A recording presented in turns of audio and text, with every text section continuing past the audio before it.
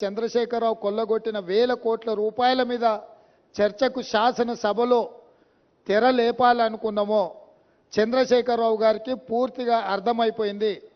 తాను ముఖ్యమంత్రిగా ఉన్నప్పుడు పాల్పడిన వేల కోట్ల రూపాయల దోపిడీకి సంబంధించి విజిలెన్స్ అండ్ ఎన్ఫోర్స్మెంట్ ఎన్డీఏసీ ఇచ్చిన నివేదికల మీద చర్చ జరిగితే తన బండారం అంతా బయటపడి ప్రజల ముందు అవినీతిపరుడుగా దోపిడీదారుడుగా దోషిగా నిలబడాల్సి వస్తుందని వ్యూహాత్మకంగా కృష్ణానది జలాలను కృష్ణానది మీద ఉన్న ప్రాజెక్టులను కేఆర్ఎంబీకి అప్పజెప్పినరు అని కాంగ్రెస్ మీద ఎదురుదాడి చేసి నల్గొండ జిల్లాలో ఒక సభను పెట్టి ఆ సభ ద్వారా కాంగ్రెస్ మీద ఎదురుదాడి చేయాలన్న ఆలోచనతోటి ఈరోజు నల్గొండలో సభ పెట్టిండ్రు.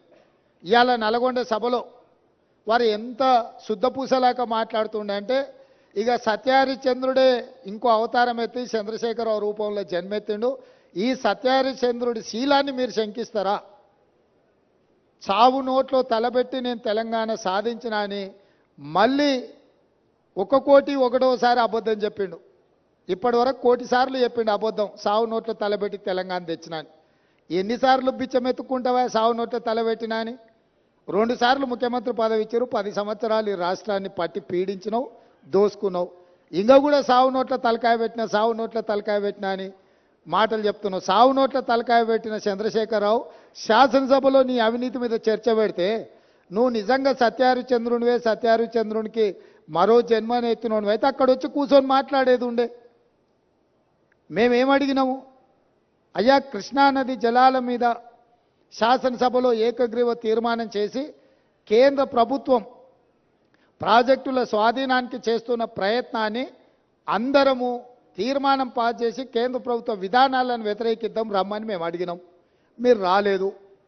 కేంద్ర ప్రభుత్వానికి కాంగ్రెసే అప్పజెప్పిందని అబద్ధాలు నువ్వు చెప్తే వాస్తవాలను డిసెంబర్ 1, 2023 నాడు మీరు ముఖ్యమంత్రిగా మీ కార్యదర్శి స్మితా సబర్వాల్ గారు రాసిన లేఖను అప్పజెప్పడానికి పూర్తిగా మీరు చేసిన ప్రయత్నాన్ని ఆధారాలతో సహా శాసనసభలో ప్రభుత్వం బయటపెట్టింది. దాని తర్వాత నేనేమన్నా కాళేశ్వరం మీద ఎంతోమందికి అపోహలు ఉన్నాయి, అనుమానాలు ఉన్నాయి. అక్కడికి ఎవరిని రాణిస్తలేరు, అక్కడికి ఎవరైనా వెళ్తే పోలీసులు అడ్డుకుంటున్నారని తెలంగాణ సమాజంలో ఎన్నో అనుమానాలు ఉన్నాయి. ఈ అనుమానాలను నివృత్తి చేయడానికి మంత్రులను, ప్రజాప్రతినిధులను, పత్రికా మిత్రులను అందరినీ తీసుకొని వెళ్ళి వాళ్ళకి చూపిద్దాము, అందరం కలిసికట్టుగా వెళ్దామని మా మంత్రి గారు మీకు లేఖ రాయడం జరిగింది. లేఖతో పాటు 13 తారీఖు నాడు వెళ్దామని మేము అన్నాము. ఒకవేళ మీకు ఏవైనా ఇతరత్ర కార్యక్రమాలు ఉంటే మీరు తారీఖు మార్చమన్నా మారుస్తామని చెప్పి శాసనసభలోనే స్వయంగా నేనే మీకు చెప్పడం జరిగింది. ఒకవేళ బీఆర్ఎస్ నాయకులకు 13 తారీఖు నాడు ఇతర కార్యక్రమాలు ఉంటే మీరు నిర్ణయించిన తారీఖు నాడు అఖిలపక్షం అందరము అక్కడికి వెళ్దాము, పత్రికల వాళ్ళని తీసుకెళ్దాము, అక్కడ జరుగుతున్న పరిణామాలు, నిర్మాణంలో లోపాలను, దాని మీద తీసుకోవాల్సిన చర్యల్ని ప్రజల సమక్షంలోనే ప్రజా కోర్టులోనే చర్చించుకుందామని రమ్మని చెప్పినాము. మీరు రాలేదు. రాకపోను శాసనసభలో చర్చకు కూడా మీరు రాలేదు. శాసనసభలో జరిగిన చర్చలో మీరు పాల్గొనలేదు. శాసనసభకే మీరు రావడానికి కాలు విరిగిందనే ఒక నెపాన్ని అడ్డం పెట్టుకున్నారు. కాలు ఇరిగిన చంద్రశేఖరరావు ఈరోజు నల్గొండకు పోయిండు. నేను అడుగుతున్నాయా, శాసనసభ దగ్గరుందా, నల్గొండ జిల్లా దగ్గరుందా? నల్గొండకి వెళ్ళి బహిరంగ సభలో సానుభూతి పొందాలనే ప్రయత్నం చేస్తున్నాడు చంద్రశేఖరరావు. సానుభూతి పొందడానికి మీరు దవాఖానలు ఉన్నప్పుడు మేమందరం వచ్చినాం, సానుభూతి చూపించినాం.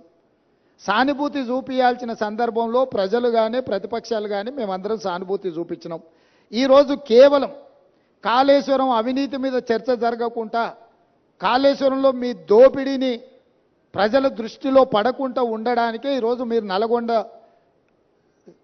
ప్రజా అక్కడ ఏదో పెద్ద సభ పెట్టినా అని మీరు మాట్లాడుతున్నారు. ప్రజలకి ఈ మాత్రము అవగాహన లేదని మీరు అనుకుంటున్నారా చంద్రశేఖరరావు గారు?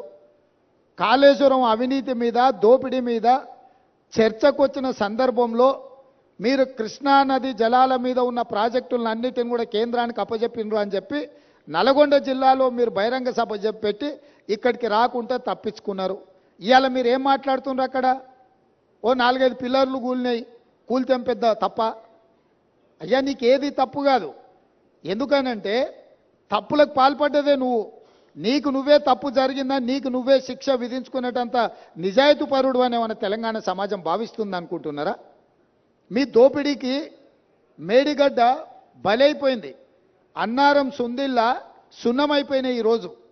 ఈరోజు కాళేశ్వరము మీ 1,00,000 కోట్ల దోపిడీకి బలైపోయింది.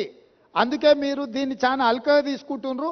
ఇక్కడ వచ్చిన వాళ్ళని చులకన చేసి మాట్లాడుతున్నారు. మీరు ఈరోజు ఇక్కడికి రాకపోవడం ఒక తప్పిదమైతే ఇక్కడ తీసుకున్న కార్యక్రమాన్ని చులకన చేసి తిట్టడం అనేది మీ దిగజారుడు తనానికి నిదర్శనం. చంద్రశేఖరరావు గారు ఈరోజు ఆయన మాట్లాడుతున్నాడు, మీరు కేఆర్ఎంబి మీద మీకు అవగాహన లేకపోతే నడితే అన్న ఎట్లా చేద్దామని మాట్లాడితే నేను సలహా చెప్పటోని. అయ్యా శాసనసభలో చర్చ పెట్టినాం, సలహా చెప్పమని అడిగినాం. శాసనసభలో నేను స్పీకర్ గారికి విజ్ఞప్తి చేసిన, దయచేసి మాజీ ముఖ్యమంత్రి గారికి ఆదేశాలు ఇవ్వండి, అవసరమైతే సభను వాయిదా వేయండి, వారు వచ్చినాక వారి సలహా సూచనలు తీసుకున్న తర్వాతనే తీర్మానం చేద్దామని చెప్పినాం. ఉత్తమ్ కుమార్ రెడ్డి గారు పెట్టిన తీర్మానంలో లోపాలు ఉన్నాయి, అది కూడా చక్కగా లేదన్నాడు. చక్కలేని తీర్మానానికి నీ అల్లుడు స్వాతిముత్యం ఎట్లా మద్దతు ఇచ్చింది ఏకగ్రీవంగానే? అందుకే 4 సార్లు అడిగిన. శాసనసభలో మీరందరూ చూశారు కదా మీడియా మిత్రులు. ఉత్తమ్ కుమార్ రెడ్డి గారు ఈ ప్రాతిపదికన తీర్మానాలు పెట్టినరు. దీనికి టీఆర్ఎస్ పార్టీ వైఖరి ఏందో స్పష్టంగా చెప్పండి అని అంటే, హరీష్ రావు గారు మాజీ సాగునీటి పారుదల శాఖ మంత్రిగా, కేసీఆర్ కుటుంబ సభ్యుడిగా స్పష్టంగా ఈ తీర్మానానికి సంపూర్ణమైన మద్దతు పలుకుతున్నా అని చెప్పిండు.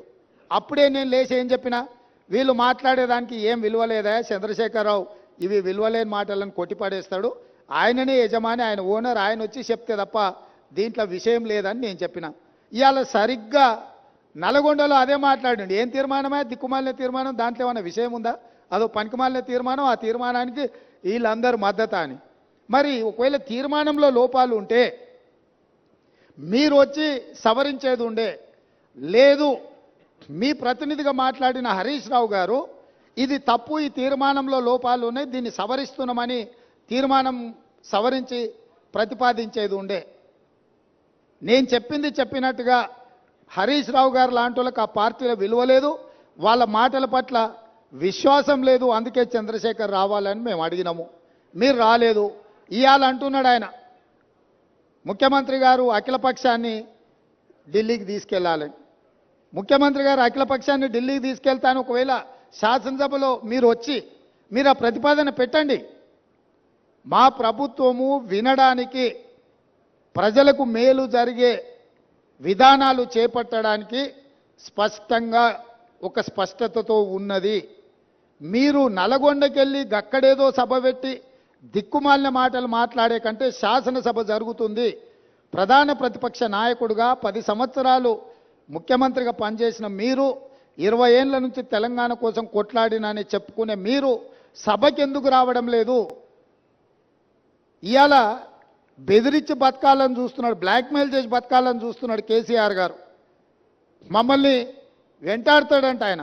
అయ్యా రా, మంచిది, మేమేం అల్లాటప్పగా ఏమి ఇక ఆ కుర్చీలో కూర్చోలే.